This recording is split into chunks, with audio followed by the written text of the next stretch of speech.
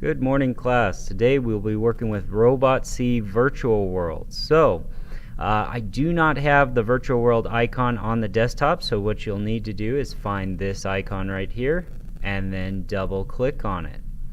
And that will open up RobotC. And with the RobotC program, what it does is it allows us to program our robots in the real world. It also allows us to program our robots in the virtual world. RobotC also is used at the junior high level for block-based coding, and it is also used at the high school level for the actual C-ish programming.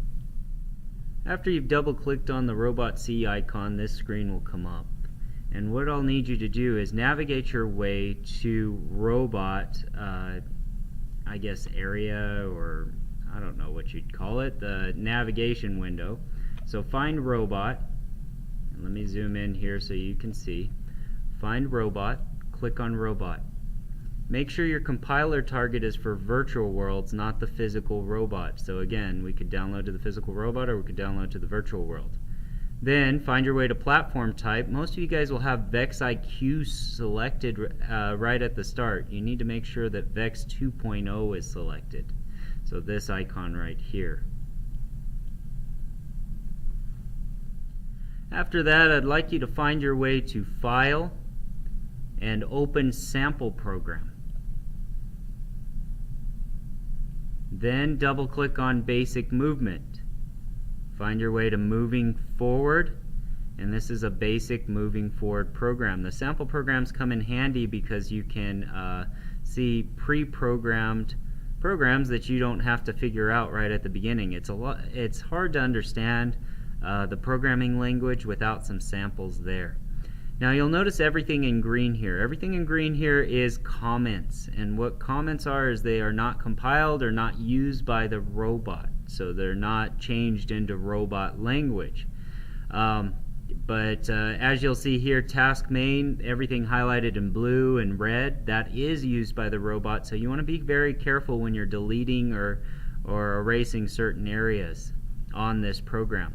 So what I'm going to do is I'm going to also select New File, and when I click on New File, it'll come up with this file right here. Go to Save, and what you want to do is find your way to maybe Documents, and your folder's not going to be as full as mine, but save it as whatever you want. So maybe your first and last name, or My First Program, or something like that. Save it into My Documents so you can find it. Now what I'd like you to do is go back to Moving Forward, and then select everything from this last curly brace here. So let me zoom in and make sure that you guys can see that. So you have the last curly brace right here. You want to select that, so put your cursor right in front of that, click, left click and hold, and drag up until you get to task main. Hold down Control and push C, and then go over to the source file, select everything here. So again, your cursor in front of that curly brace. You don't want an extra curly brace, it'll give you an error. And then hold down Control and push V, and that'll paste the beginning program here. Now this wait 1 millisecond is more for the physical bot, just to give you time to grab the bot just in case you made a mistake. So go ahead and get rid of that. You don't need that at this time.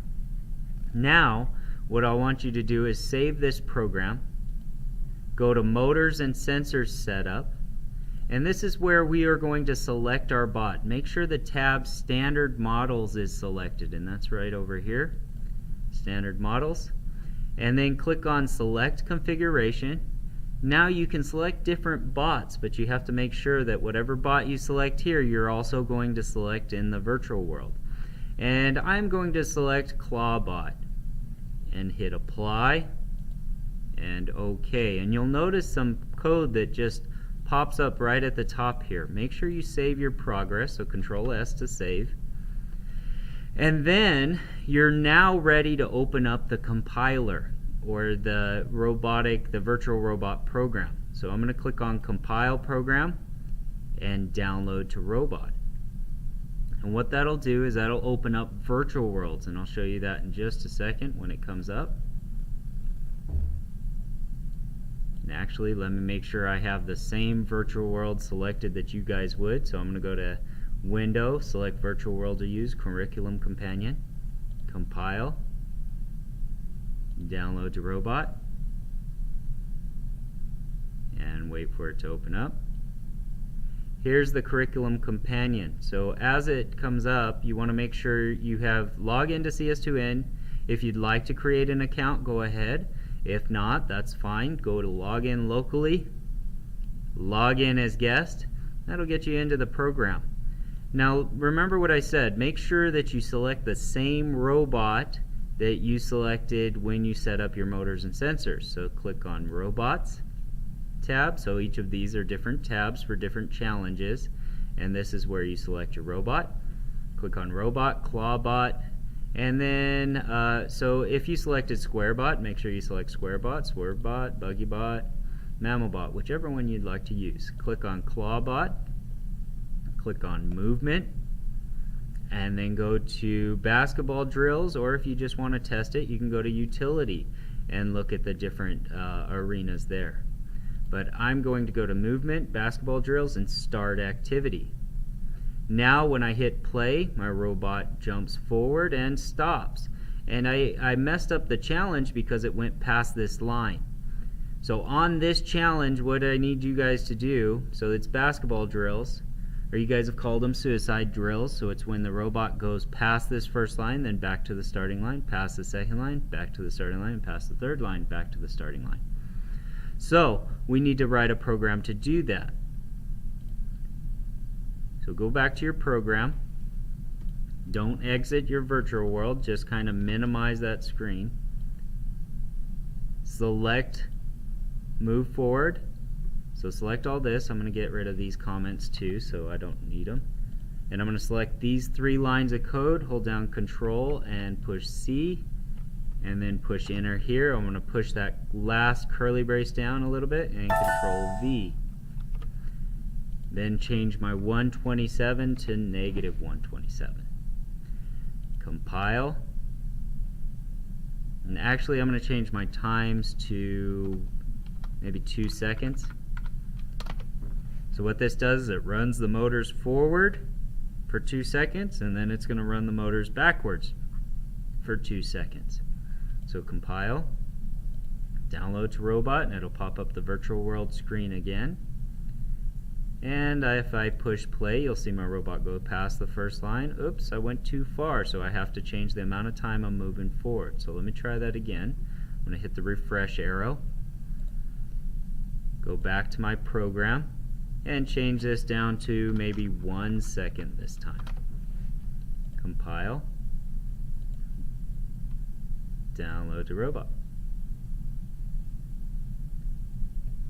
Now hit play. 1000 and back to the starting line.